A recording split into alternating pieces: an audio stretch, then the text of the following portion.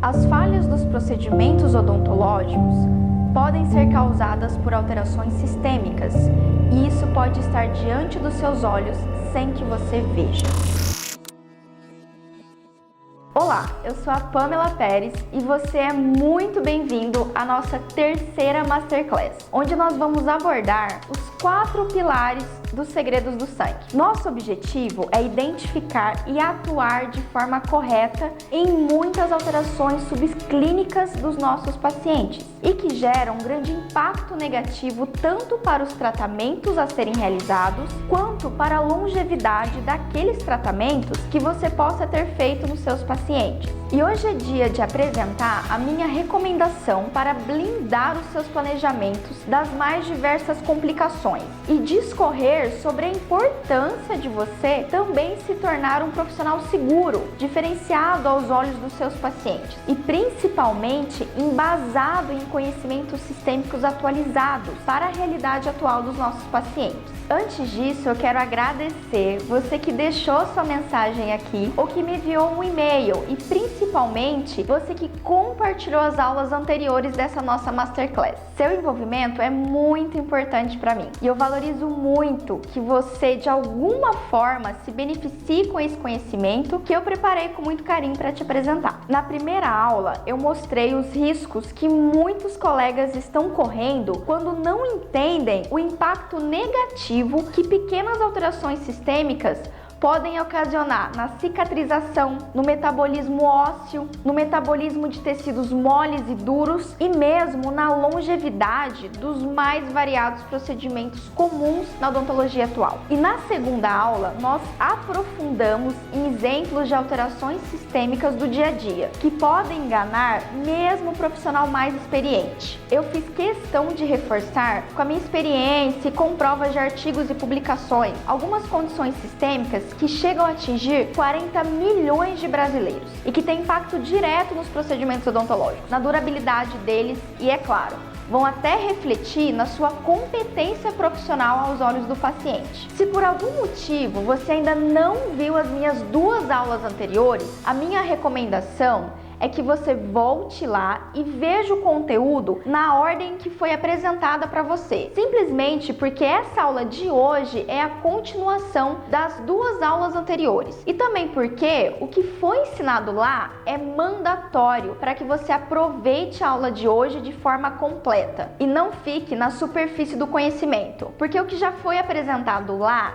tem grande chance de ampliar o seu conhecimento e que vão ser aprofundados aqui e agora. Dados os recados de hoje, vamos mergulhar nesse conteúdo que eu amo ensinar. O primeiro pilar é a anamnese blindada. Infelizmente, ainda tem um grupo de profissionais que não faz uma boa anamnese ou que apenas faz de forma resumida, superficial. Por um lado, eu realmente entendo que grande parte das anamneses disponíveis não fazem mesmo muito sentido e a explicação para isso é porque elas foram criadas em outros países, em outras épocas e para outras realidades. E muitas vezes elas foram apenas traduzidas para o português, sem a devida contextualização. E a percepção é que parte delas realmente não faz sentido. Só que a consequência é que uma anamnese superficial pode fazer com que toda a sequência de atendimento fique desprotegida, às vezes fadada ao fracasso. Eu introduzi o assunto anamnese blindada na aula anterior e aqui é um momento de explicar ela de uma forma mais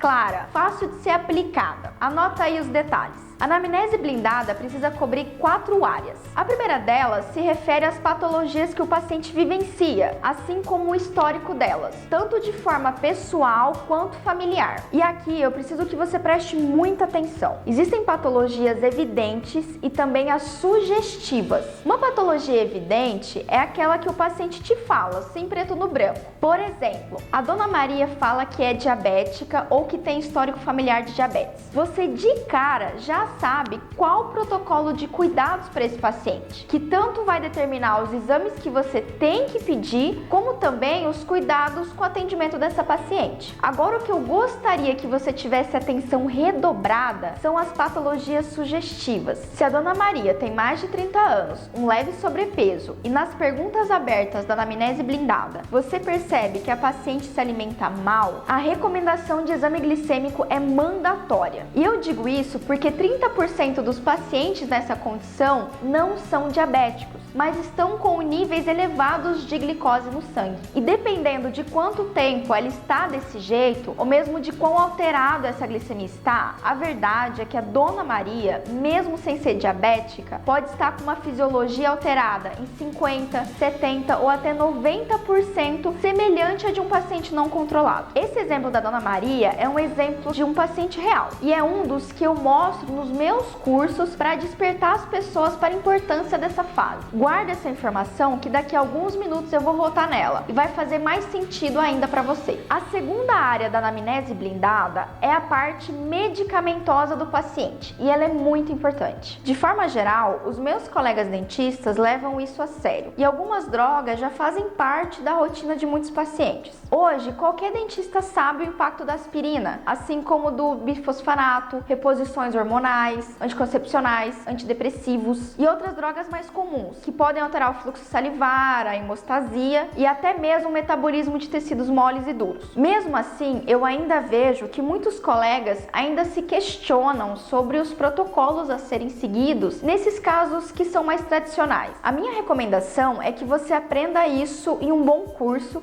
e estude a sério, porque não tem outra forma de aprender isso e, desculpa a franqueza, mas no final das contas, é o seu que está na reta. O que eu abomino e contraindico é que o profissional use grupos de WhatsApp para tirar dúvida, ou então consulte sites que não tem certeza de que são confiáveis. Tão importante quanto saber a informação é saber a fonte dela. Por outro lado, aqui no quesito medicamento, tem uma pegadinha que está acontecendo bastante no Brasil, que são aqueles pacientes que tomam suplementos ou até medicamentos que são vendidos sem necessidade de receita, como a ideia de produto natural. Continuando, nós temos a terceira área da anamnese blindada, que corresponde ao histórico de internações e de procedimentos que esse paciente tenha realizado. Esse ponto torna evidente problemas que essa paciente tenha, mas que por qualquer motivo ela não te falou, ou mesmo nem lembrava. Um exemplo disso é a paciente de mais idade que foi levada ao pronto-socorro porque teve uma crise hipertensiva. Veja se faz sentido para você. Se é hipertenso e não controla direito a pressão, seja porque não usa de forma correta a medicação ou porque se alimenta mal, quando você afere a pressão,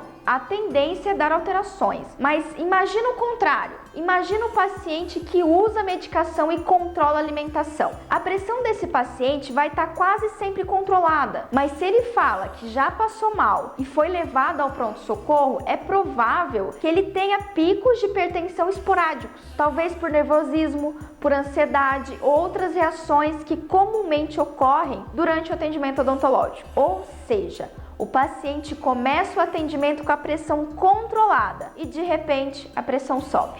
No histórico de internações, também deve-se considerar os tratamentos odontológicos, porque se o paciente teve alguma reação à anestesia ou teve um problema pós-operatório no passado, já é meio caminho andado para evitar que essas mesmas intercorrências se repitam. E a quarta área do planejamento blindado é uma das mais importantes. São as perguntas abertas que você deve fazer ao paciente. Aqui o importante é dar espaço para que o seu paciente fale sobre o dia a dia dele, as rotinas, os horários, os hábitos. E aqui tem uma informação que vale ouro. Por exemplo, pessoas que não têm tempo, comem fora, dormem pouco, são bomba-relógios para hipertensão, baixa de imunidade e também para níveis elevados de glicemia no sangue. Se você pegou um paciente assim, exame de sangue nele. E para finalizar essa parte de perguntas abertas, o que eu te aconselho é que você tenha um campo para relatar as suas impressões sobre aquele paciente naquele momento. Por exemplo, imagina que o paciente pareça cansado demais, ou agitado demais, apático, ou então você percebe hálito cetônico, ou mesmo uma higiene pessoal inadequada. É importante levar isso a sério, porque isso pode ser sugestivo que aquele paciente está bem ou está mal. Agora, para um pouquinho, respira para dar aquela oxigenada no cérebro, porque o que eu vou falar agora é de extrema importância. Quando você finaliza a anamnese blindada, o correto é que você tenha toda a informação necessária para saber se são necessários exames de sangue, quais exames pedir para ter essa informação certa e não errar com esse paciente. Aqui você tem que seguir um método confiável para te ajudar. E o que eu vou te apresentar é, resumidamente, o que eu faço com muita segurança há anos e é o que eu ensino também. A partir do que você pegou de importante na anamnese blindada, associada ali ao possível planejamento do caso, você vai concluir quais dos exames abaixo você precisa. Por exemplo, hemograma completo, coagulograma, TGO e TGP, hormônios, glicemia em jejum e qualquer um outro que faça sentido para você solicitar. Agora, determinadas condições também podem determinar exames específicos. Por exemplo, aquele paciente que você já sabe que usa antiagregante plaquetário, você vai incluir ao coagulograma completo também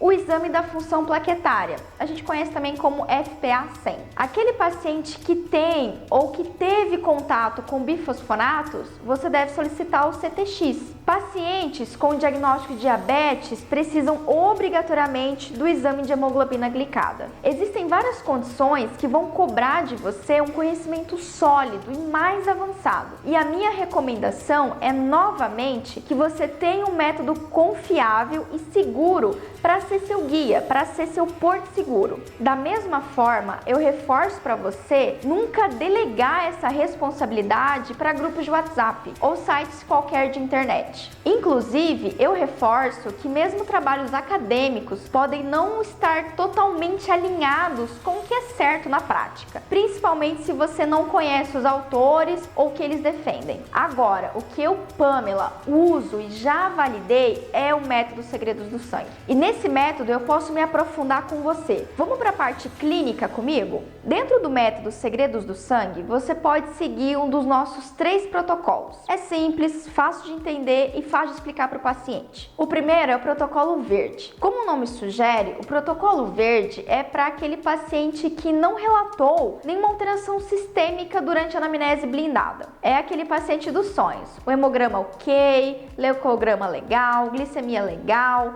nenhuma droga de risco ou mesmo algum sinal clínico de problema. Agora, será que você, como profissional, não precisa se preocupar com esse paciente? Bom, é claro que a tendência é que ele seja um paciente que você tenha muita segurança para atuar. O único ponto de observação aqui é que quando um dado procedimento não está indo bem, mesmo ali sem uma causa aparente, é claro que a sua experiência clínica vai ajudar a perceber isso. Mas mesmo se você é um pouco experiente, você precisa ficar atento àquelas condições um pouco fora do normal. Por exemplo, paciente ortodôntico com movimentação mais lenta do que normal. Muita gente acha que tem paciente que é mais lento mesmo. Eu não sou ortodontista e muito menos vou discutir técnica ortodôntica, mas eu já vi casos onde a vitamina D alterada estava influenciando no tratamento. Eu também já vi o mesmo problema com alterações pelo uso de contraceptivos orais. Não me leva a mal, mas se eu fosse o paciente, eu ia preferir fazer um exame de sangue do que ter a força ortodôntica aumentada sem necessidade. Da mesma forma, pacientes do protocolo verde podem vir a desenvolver uma condição diferente do que tinha sido diagnosticado no início, o que se aplica, por exemplo, a pacientes que já trataram com você, que o procedimento tá legal, mas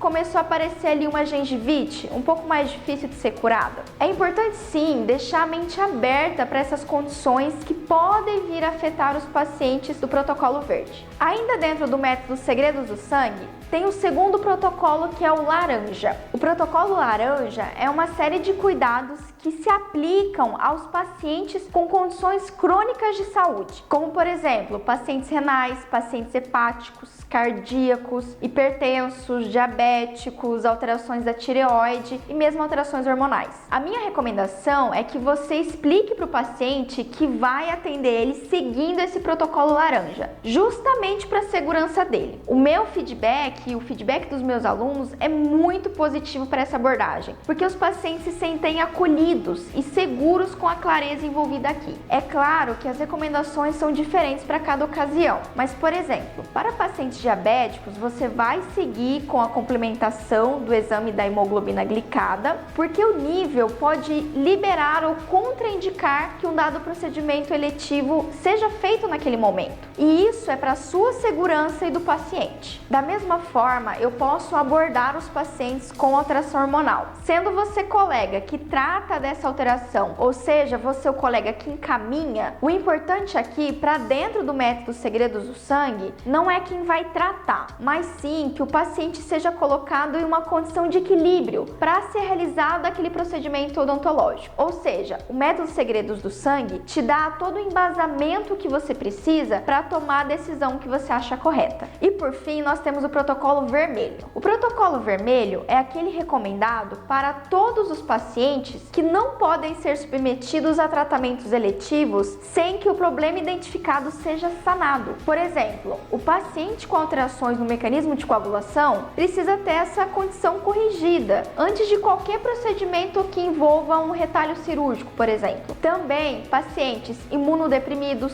diabéticos descompensados, hipertensos não controlados e por aí vai. Deve-se colocar aqui todos os usuários de medicamentos que alterem significativamente o equilíbrio biológico do paciente, a ponto de afetar os nossos procedimentos. E sabe o que é mais legal? Quando eu ensino isso, a resposta que eu mais ouço é: nossa, Pamela, ninguém nunca me explicou desse jeito. E eu entendo isso, porque eu também não tive ninguém para me explicar desse jeito. Isso me custou anos de muito estudo para descobrir os segredos do sangue nesse nível de clareza que eu consegui chegar. E aqui embaixo eu deixei o meu guia dos segredos do sangue e você pode baixar e usar sempre que precisar. É o meu presente para você que reconhece a importância desse conhecimento. A partir da anamnese blindada, você consegue ter clareza de que seu paciente deve seguir o protocolo verde, o amarelo ou o protocolo vermelho de uma forma simples, clara, confiável. E o método Segredos do Sangue não é só indicado para todo tipo de paciente, como também se aplica a todas as especialidades, principalmente ao clínico geral. Se você quiser conhecer mais sobre ele, é só ficar ligado que na próxima segunda-feira eu vou apresentar o método Segredos do Sangue completo. Por enquanto é isso, eu espero o seu compartilhamento e a sua mensagem aqui embaixo nos comentários. Até a próxima!